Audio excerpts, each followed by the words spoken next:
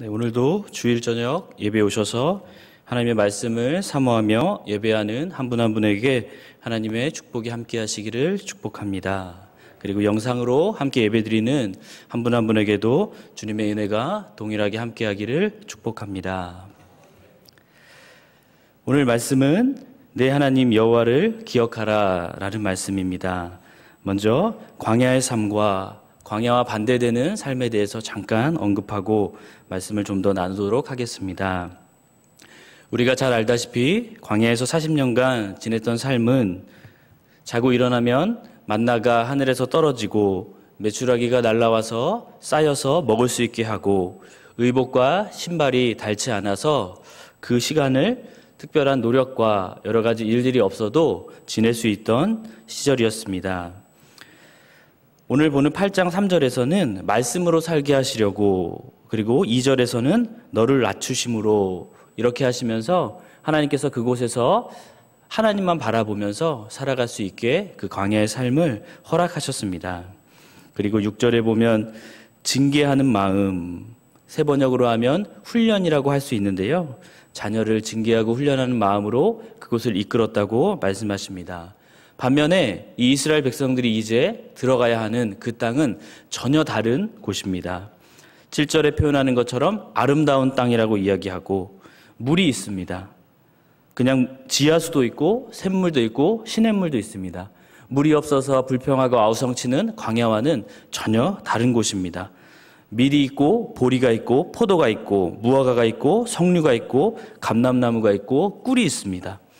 먹을 게 만나밖에 없었던 곳과는 전혀 완전히 180도 다른 곳입니다. 철이나 돈 같은 자원이 있어서 충분히 개발도 할 수 있고 그 나라가 부강해질 수도 있는 여러 자연적인 조건도 허락이 돼 있습니다. 10절에서는 먹어서 배부른다 이런 표현도 쓰고 있고 옥토라는 말도 쓰고 있습니다. 그러니까 전혀 다른 180도 다른 곳으로 들어가게 되는 것입니다. 하나님께서는 왜 이렇게 축복의 땅이라고 말할 수 있고 모든 것이 공급되어 있는 그 땅에 들어가기 전에 광야와 같은 시간을 허락하시고 주셨는가에 대해서 생각해 봐야 할 것입니다. 이제 남자분들 중에서는 군대를 다녀오는 경우가 많은데요. 그 처음에 가면 바로 이렇게 배치를 바꾸서 이렇게 하는 것이 아니라 훈련소라는 곳을 중간에 가게 됩니다. 그곳에 가면 이제 어떻게 됩니까? 매일매일 반복되면서 생활을 합니다. 밥도 정해진 시간에 먹어야 되고, 일어나는 것도 정해진 시간에 일어나야 되고, 자는 것도 정해진 시간에 자야 합니다. 심지어는 이제 좀 익숙하지 않으신 분들은 이제 낯설 수도 있겠지만, 화장실을 갈 때도 저 화장실을 다녀오겠습니다. 이렇게 얘기하고 가야 됩니다. 그리고 어딜 가도 저 어디 다녀오겠습니다. 이렇게 얘기를 하고 가야 됩니다. 그것이 참 처음에는 낯설었습니다. 그렇게 해야 된다는 것이 익숙하지 않았습니다. 그리고 아침에 일어나면 꼭 달리기를 해야 됩니다.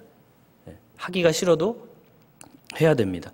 그런 반복되는 행동들, 정해진 행동들을 하면서 몸에 점점 규칙이 배게 되고 습관이 익혀지게 되고 이제 군인으로서 자리를 잡아가게 돼서 이제 다 자기가 이제 거기서 훈련을 받고 자대에 배치를 받게 돼서도 거기서 이제 군인으로서 지낼 수 있게 되는 것입니다. 이 이스라엘 백성들에게는 이러한 역할을 했던 곳이 광야였던 것입니다. 그곳에서 하나님만 바라보면서 만나만 먹으면서 물이 없는 곳에서 주님만을 의지하면서 살아가야 되는 그 하나님의 백성으로서의 훈련, 그걸 꼭 받아야 됐습니다. 왜냐하면 우리가 군대에 가기 전에 사회인으로 살아갑니다. 근데 바로 군대에 딱 가면 생활이 확 바뀌는 게 아닙니다. 그 바뀌기 위한 적응이 필요했던 것입니다. 한번 생각해 보십시오. 이스라엘 백성들이 광야에 나오기 전에 어디서 살았습니까? 애굽에서 살고 있었죠. 애굽에서 신분이 뭐였죠? 예, 종이었습니다. 그러니까 한마디로 노예였던 겁니다. 노예에서 하나님의 백성으로 자유롭게 믿음으로 살기 위해서 그 사이에 전환이 되는 시간이 광야라고 볼 수 있는 것입니다. 광야는 가나안과 너무 많이 다릅니다. 광야에서는 자고 일어나면 만나가 떨어집니다. 그러면 그거를 주워서 먹으면 되는 겁니다. 근데 가나안에 가면 너무나 풍족한 그 나라이지만 그곳에서는 우리가 농사를 지어야 되는 것입니다. 부지런한 사람들은 더 많은 소산을 얻을 수도 있고 게으른 사람들은 별로 소산을 얻지 못할 수도 있는 것이지요. 그리고 그곳에 가면 전쟁도 해야 됩니다. 전쟁을 해서 땅을 차지하기도 해야 됩니다. 그리고 여러 가지 자원을 활용하여서 경영도 해야 되고 활동들을 해야 하는 것입니다. 그들 앞에 놓인 현실을 살아가기 위해서 그들은 그 가나안이라는 곳은 새로운 도전이 될 수 있는 것입니다. 그러면서 제가 두 가지를 한번 생각해 보았습니다. 이 이스라엘 백성들에게 두 가지 과제가 주어졌는데 그것이 무엇일까 하는 생각을 해 보았습니다. 한 가지는 자율이라고 말할 수 있겠죠. 그것이 주어졌다고 생각하고 다른 한 가지는 책임이 주어졌다고 생각을 합니다. 왜냐하면 그들은 광야에서 살 때 그리고 애굽에서 살 때 큰 자유가 없었습니다. 자유를 누릴 만한 어떤 여지가 없었습니다. 시키는 대로 할 수밖에 없었고 정해진 길을 갈 수밖에 없었습니다. 훈련소에서 종이 땅땅 치면 일어나야 되고 잘 시간이 되면 자고 빠빠빠빠빠 이렇게 음악이 나오면 거기에 맞춰서 정해진 대로 행동을 해야 됩니다. 그러니까 자기가 제가 오늘 좀 늦게 자고 싶은데요. 이렇게 할 수 있는 게 아닙니다. 그러니까 광야도 그렇고 그런 곳입니다. 근데 이제 가나안에서는 그렇지 않은 것입니다. 어떻게 하나님께서 주신 그 아름다운 땅 옥토에서 살아갈 것인가 고민해야 되는 그런 상황 앞에 있게 된 것입니다. 그리고 한 가지 더는 그들에게 책임이 주어진 것입니다. 그전에는 그냥 만나를 먹으면 됐고 옷이 닳지 않으니까 그냥 살아가면 됐습니다. 그러나 그 다음부터는 하나님께서 명령하신 전쟁을 수행하면서 그 땅을 정복해야 했습니다. 그리고 그 땅에서 나는 소산을 잘 가꾸고 자원들을 잘 다루어야 했던 것입니다. 그래서 그들에게는 많은 가능성도 있었고 어떻게 그곳에서 믿음으로 살아갈 수 있을까 하는 도전도 있었던 것입니다. 그러면서 한번 이런 생각을 해보았습니다. 자유가 만약에 우리에게 무한정으로 주어진다면 자유는 많으면 많을수록 좋잖아요. 그것이 좋은 것일까? 아니면 오히려 나쁜 것일까? 한번 생각을 해보았습니다. 자유는 많으면 많을수록 좋을 것 같은데 자유가 너무 많으면 이게 오히려 살기가 너무 힘듭니다. 맞습니다. 너무 힘들죠. 학생들이 만약에 전적으로 자유가 주어진다면 공부를 하는 친구도 있겠지만 대부분의 친구들은 아마 게임만 할지도 모릅니다. 저는 그럴 것 같습니다. 그리고 먹어야 되는 자유가 있는데 정말 건강 생각 안 하고 모든 걸 자유롭게 할 수 있다면 사람들이 맛있는 것만 먹으려고 할지 모르겠습니다. 자유가 무한정 있다는 것은 어떻게 보면 더 안 좋을 수도 있습니다. 석유로 인해서 나라가 부유한 나라들이 있잖아요.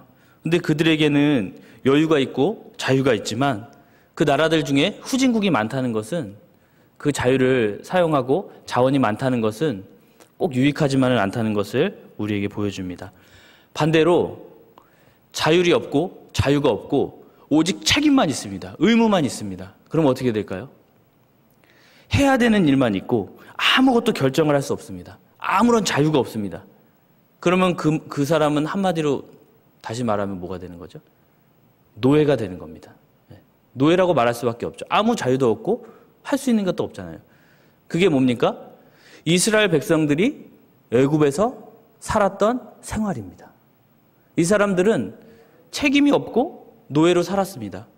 그런데 이제 가나안 땅에서 하나님의 백성으로 하나님의 자녀로 온전히 살 수 있는 상황이 그 앞에 닥치게 된 것입니다. 그리고 자유를 가지고 살아갈 수 있는 그 입장이 생기게 된 것입니다.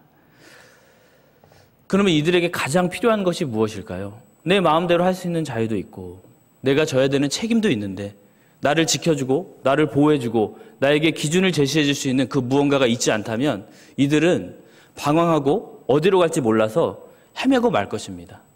누가 나한테 내가 마음대로 막 살고 있는데 전혀 바르지 않게 살고 있는데 아무도 아무 말을 안 합니다.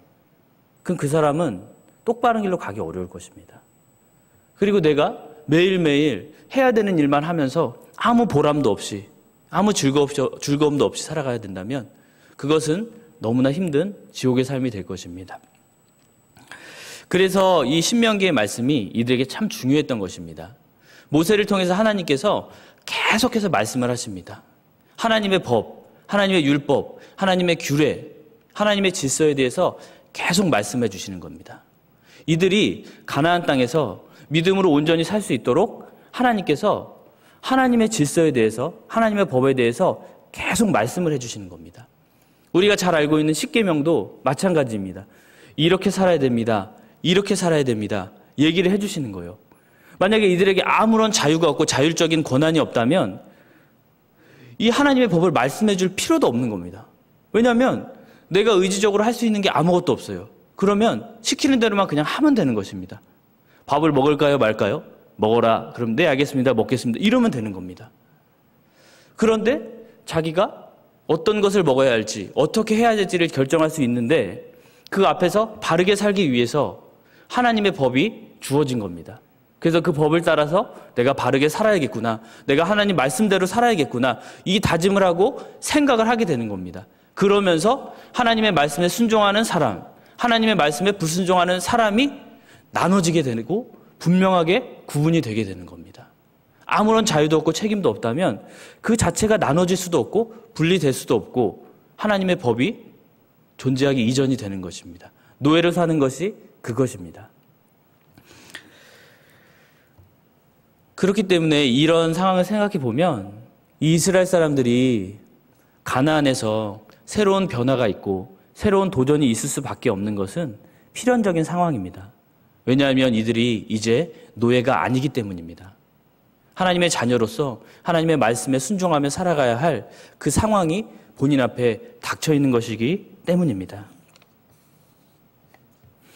저는 이 변화가 좋다 나쁘다 이런 얘기를 하려는 것보다도 이 이스라엘 백성들이 이러한 변화의 상황에서 어떻게 이 상황들을 이해하고 행동했는가, 이것을 얘기하면서 지금 우리도 우리 앞에 놓인 많은 변화와 위기의 상황들이 있는데 그 상황들을 또 어떻게 극복하고 또 이해하면 좋을까 하는 부분까지도 함께 생각해 보기를 원합니다. 우리가 잘 알다시피 이 시기에, 광야에서의 시기에 이스라엘 백성을 이끌어갔던 사람은, 그 위대한 지도자는 누구였는지 다 기억하십니까? 모세라는 인물입니다. 교회를 다니는 분들이라면 다 모세를 알 것입니다. 이 이스라엘 백성들은 위기가 닥쳤을 때 별로 고민할 필요가 없었습니다. 왜냐하면 모세가 있었기 때문입니다. 먹을 것이 없습니다. 그럼 모세에게 말하면 됩니다. 모세, 먹을 게 없습니다. 마실 물이 없습니다. 고민할 게 없습니다. 모세에게 불평하면 됩니다. 뭐 어떻게 해서 지낼지 모릅니다. 날이 춥습니다, 덥습니다. 고민할 게 없습니다. 어떤 문제에 부딪힙니다. 고민할 게 없습니다. 모세를 찾아가면 됩니다. 그래서 이 사람들은 실제로 하나님의 음성을 듣고 하나님을 대면하기보다는 하나님께서 모세를 통해서 우리에게 하나님의 뜻을 전달해 달라고 말했습니다. 그리고 그 상황을 원했습니다.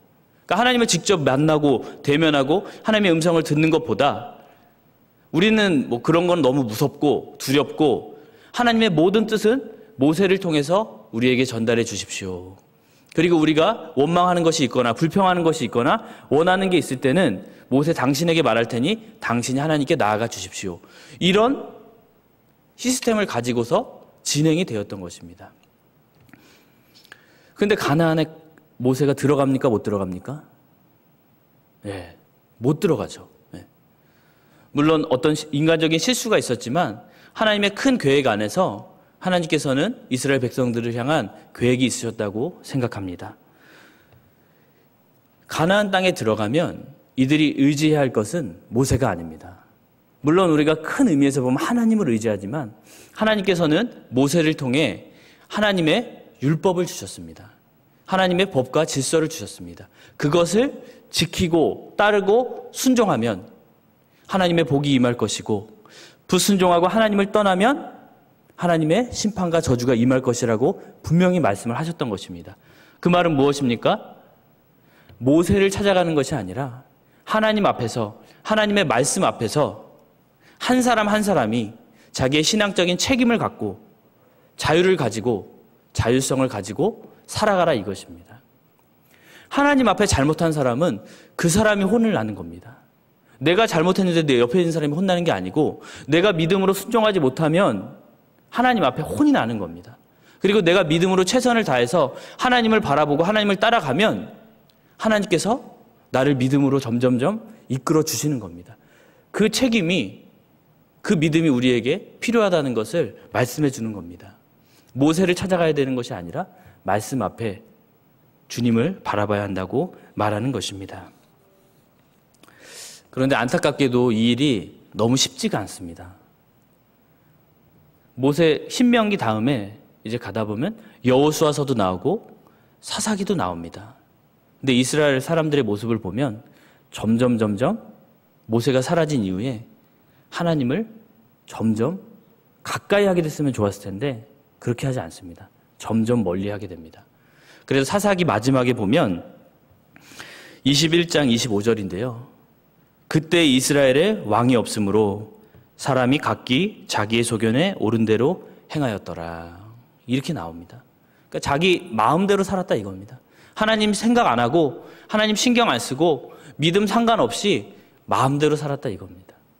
모세 같은 위대하고 강력한 지도자가 있을 때는 그 모세의 리더십을 통하여서 하나님을 따라갔었는데 점점 말씀 앞에서 믿음으로 살아야 되는 의무가 있었을 때에는 이 이스라엘 사람들이 그 일들을 잘 감당해내지 못했다고 말하는 것입니다.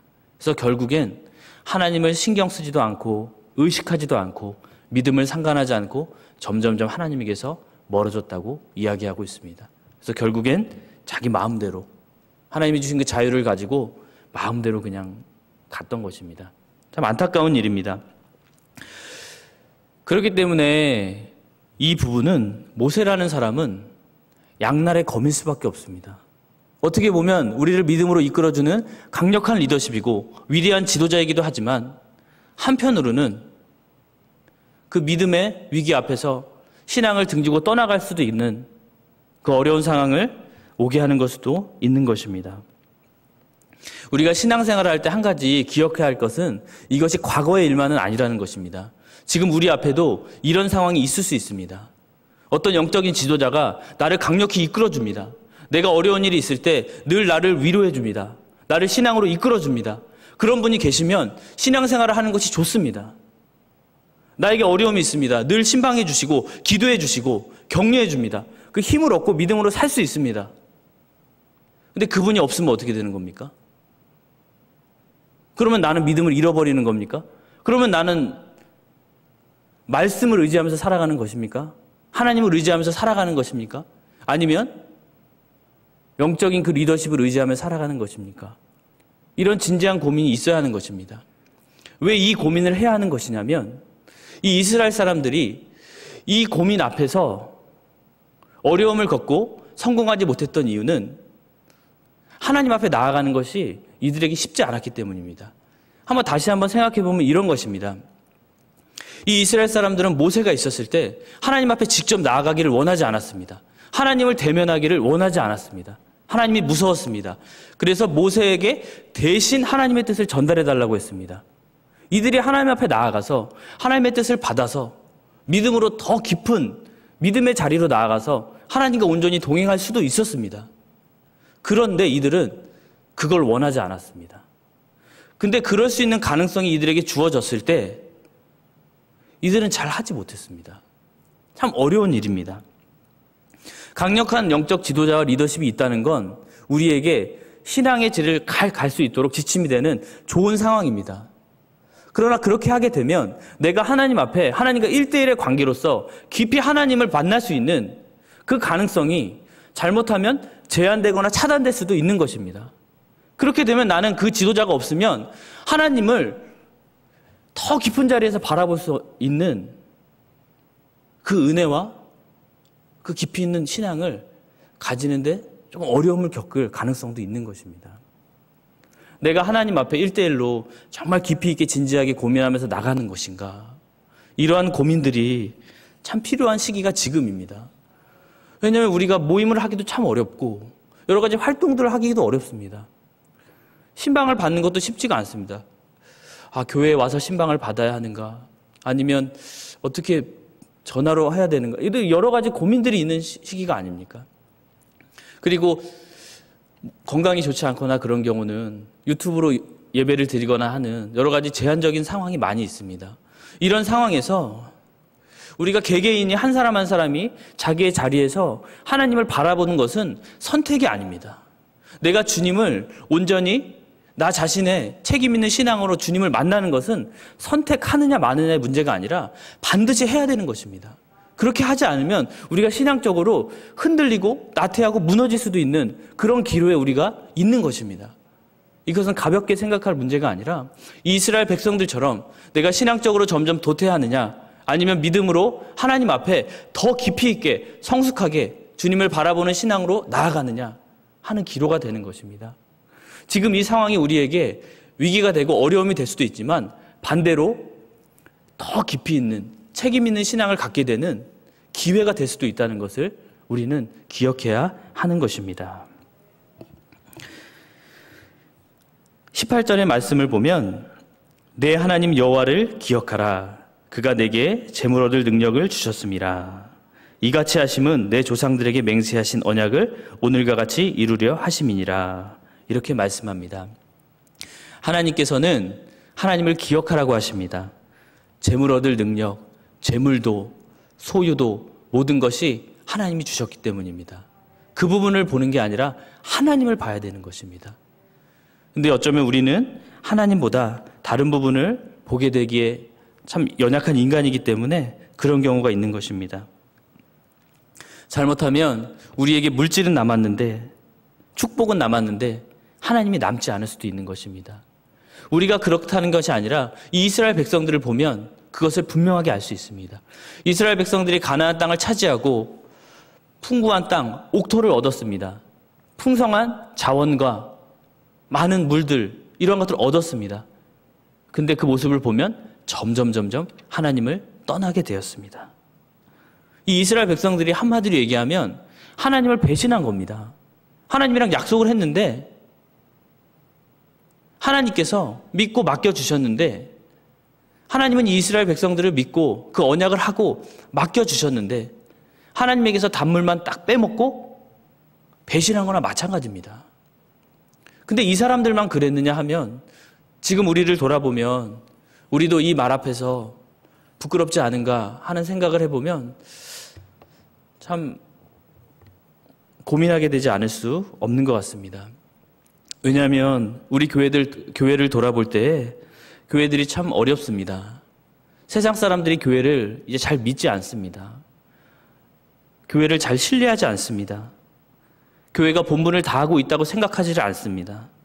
신앙인들이 신앙으로 모범이 돼서 살아간다고 여겨주지 않습니다.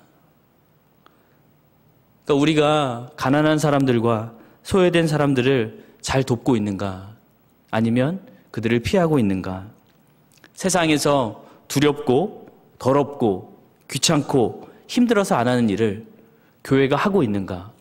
아니면 그러한 일들을 교회도 피하고 있는가? 라는 생각을 해보게 됩니다. 우리가 왜 이 사람들에게, 세상 사람들에게 욕을 먹는 것인가?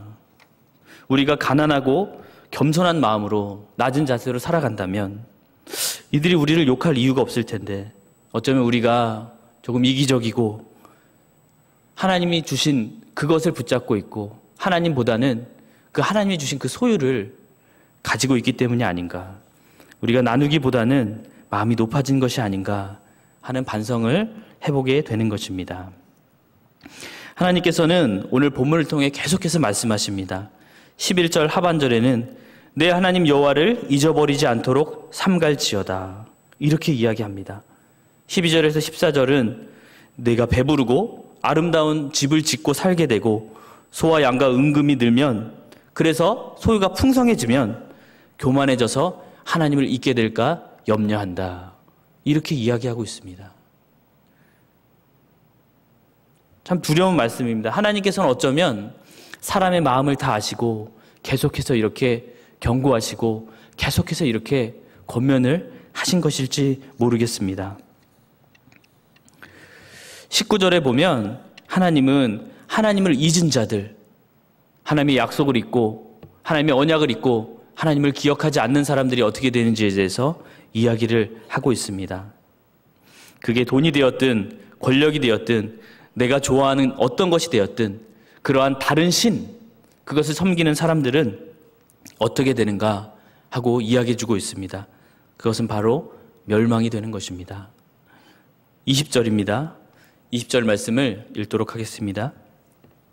제가 읽어드리겠습니다.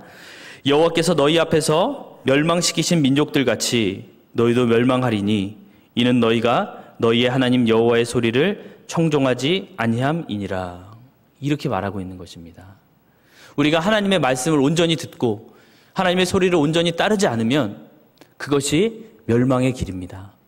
이 이스라엘 사람들이 점점 지나가서 사사기 마지막 시대가 되었을 쯤에 자기 마음대로 행하고 하나님은 마치 계시지도 않은 것처럼 행동했던 것이 점점 하나님을 떠난 그 결과입니다. 이 사람들은 자기 종족끼리 서로 막 죽이고 범죄하고 예배나 율법을 전혀 무시했습니다. 예배를 중요시 여기지도 않고 하나님의 말씀을 중요시 여기지도 않았습니다. 심지어는 이 사람들이 헌금을 하지 않아서 성직자들이 먹고 살 수가 없었습니다. 그래서 성직자들이 더 이상 감당할 수 없는 것입니다. 그래서 다 떠납니다. 먹고 살 길을 찾아서 떠나갑니다. 그래도 아무도 그것에 대해서 문제를 가지거나 생각하는 게 아니에요. 시대 자체가 하나님을 믿는 신앙의 구조가 완전히 무너진 것입니다. 그래서 신앙적인 지도자들이든 아니면 평신조든 목회자든 다 하나님 앞에서 질서가 파괴되고 하나님의 말씀이 완전히 무너진 시대가 되어버린 것입니다. 우리가 그러한 시대를 살지 않기를 원하고 그러한 길로 가지 않기를 원합니다. 그러기 위해서라도 우리가 하나님을 늘 기억하고 하나님의 말씀을 늘 잊지 말아야 할 것입니다. 말씀을 마무리하도록 하겠습니다. 세상의 사람들은 이제 안타깝게도 크리스천을 바라보면서 크리스천이 더욱더 윤리적이고 도덕적이고 사회를 깨끗하게 하는 사람이라고 보지 않는 것 같습니다. 안타깝게도 신앙인들이 존경을 받기보다는 비난을 받는 그러한 시대가 되어버린 게 아닌가 하는 걱정을 하게 됩니다. 어떤 설문조사를 보니까 예전에는 신앙이 없는 사람들이 교회 그리고 크리스천들에게 요구했던 게 어떤 것이었냐 하면 사회를 위해서 봉사를 해주거나 사회복지를 위해서 힘써주거나 노인복지라던가 가난한 사람들을 도와주는 것을 원했다고 합니다. 그래서 신앙인들이 그런 일들을 좀 많이 해주기를 원했다고 합니다.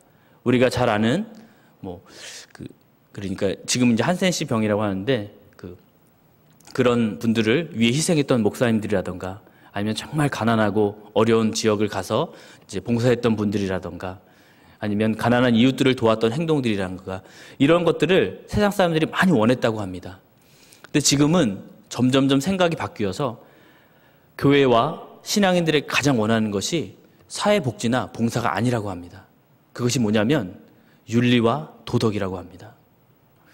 이 세상, 흔들리는 세상, 가치가 무너지는 세상, 그리고 어떻게 살아야 될지 모르는 세상, 무엇이 정의고 무엇이 진리인지 혼란스러워진 이 세상에서 교회와 종교와 신앙인들에게 원하는 게 뭐냐면 바른 삶이 무엇인가, 선한 삶이 무엇인가, 진리가 무엇인가, 겸손하고 진실하게 사는 게 무엇인가, 그거를 좀 보여줬으면 좋겠다고 원한다고 합니다.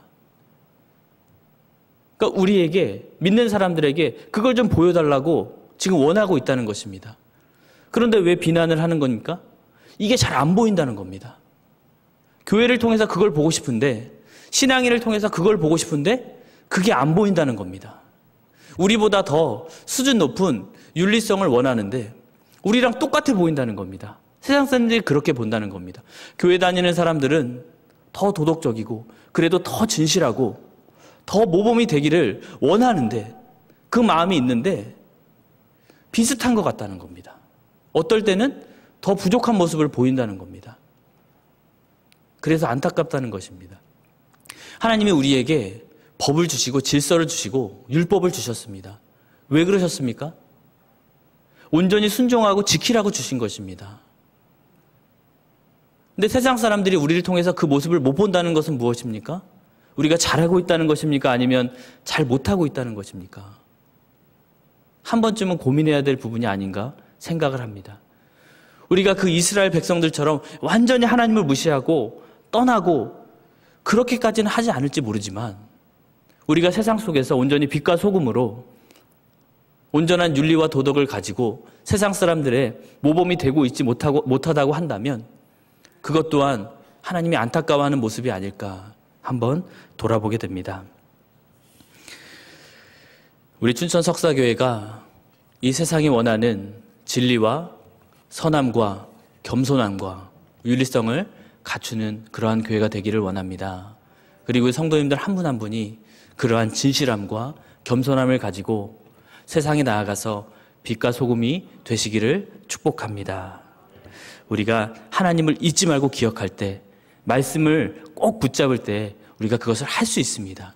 그래서 이 춘천에서, 이 석사동 일대에서 춘천 석사교회 분들은 정말로 믿을만하지, 정말 진실하지, 내가 그분들을 봐서라도 하나님을 믿어야지, 이러한 소문이 풍성해지고, 그래서 춘천뿐 아니라 이 나라가 믿음으로 굳건해지고 믿음의 사람들로 충만해지는 그러한 날이 오기를 기대해 봅니다.